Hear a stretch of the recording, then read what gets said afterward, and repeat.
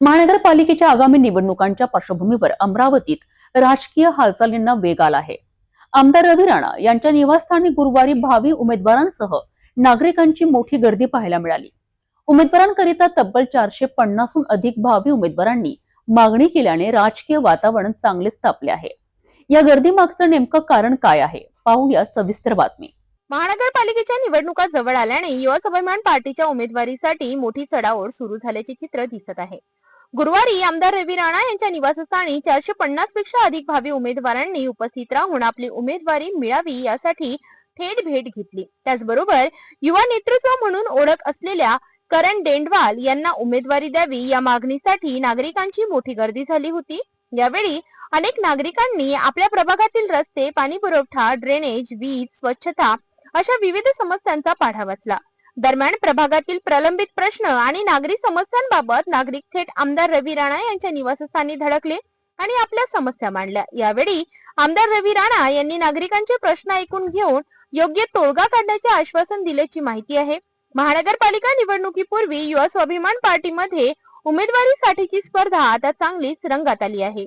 महानगरपालिका निवडणुकीला आता तयारीला अगदी सुरुवात झाली आहे। सर्व पक्ष जे आहेत निवडणुकीच्या रिंगणात उतरलेले आहेत आणि अनेक पक्षांकडे आता मोठ्या प्रमाणात जे आहे नागरिक आपली उमेदवारी मागण्याकरता दाखल झालेले आहेत। आपण सध्या गंगा सावित्री निवासस्थानाबाहेर आहोत, आमदार रवी राणा यांच्या बाहेर आहोत। अनेक नागरिकांनी युवा स्वाभिमान पार्टीकडून सुद्धा दावेदारी ठोकलेली आहेत। आपल्यासोबत असेच काही नागरिक जुळलेले आहेत। काय सांगाल दादा, आपण सुद्धा उमेदवारी मागितलेली आहे युवा स्वाभिमान पार्टीची, काय विकास कामे घेऊन समोर जाणार आपण? जय श्री राम। पहले तो कैसा है, आज तक जो भी हमारे यहाँ नगर सेवक रह चुका है, हमने आज तक आंखों से हमारे नगर सेवक को देखा ही नहीं। वहाँ पे 8 साल होते आ रहे, 5 साल तो उनकी उम्मीदवारी के, 3 साल एक्स्ट्रा के जो कोरोना को लेके आया था। आज तक कोई समस्या गरीबों को लेके, हम लोगों को लेके, जनता को लेके उन्होंने आज तक कुछ किया नहीं है। तो आज हमारी ऐसी इच्छा है कि जो ये हमारी जनता, हमारी माता बहना ये जो आज ये भुगतान भुगत रही है, तो उसके लिए हमको रिंगण में उतरना है और इनके लिए काम करना है, बस इतना ही है। प्रभाग क्रमांक 17 गडगडेसर रवीनगर। नक्कीच अनेक उमेदवारांनी जे आहेत आपली दावेदारी मागितलेली आहेत। अनेक सामान्य नागरिक जे आहेत आमदार रवी राणा यांच्या निवासस्थानी नेहमी येत असतात, आपल्या सर्वांना माहिती आहे। असेच काही नागरिक सुद्धा आपल्यासोबत जुळलेले आहेत, महिला आहेत। काय सांगाल, काय नाव आहे आपलं? माझं अंजली प्रधान। काय विषय घेऊन आपण आले होते आज? आज आम्ही आलो होतो दादाच्यासाठी, तिकीटसाठी, करण भाऊ डेंडुले त्यांच्यासाठी तिकीट पाहिजे होती। तर त्यांची कसं हे प्रभाग नंबर 17 मध्ये निवडणुकीसाठी तिकीट पाहिजे होती त्यांनी, त्याच्यासाठी आम्ही आलो होतो। ते आमचे चांगले कामं करतात, माझ्या मुलीसाठी खूप सपोर्ट केला त्यांनी। माझ्या मुलीला कुत्रड असलं होतं, कधी पण त्यांनी फोन लावला तर ते करतात। ऑपरेशनाचं सगळं मोठं काम पण त्यांनीच हो म्हटलेलं आहे, म्हणून आम्ही सोमवार निघालेलो।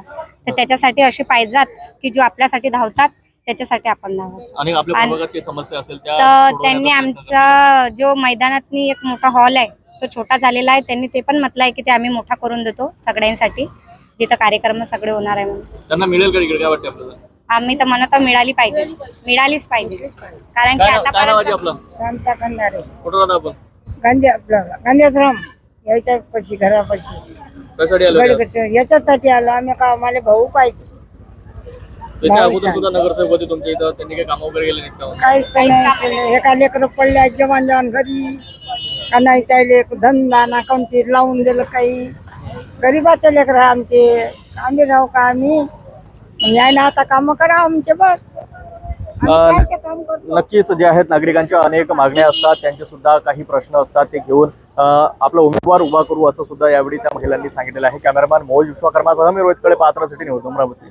एकीकडे उमेदवाराकरिता मोठी गर्दी आणि दुसरीकडे नागरिकांच्या समस्या घेऊन थेट आमदारांच्या भेटी यामुळेच अमरावतीचे राजकारण तापताना दिसत आहे।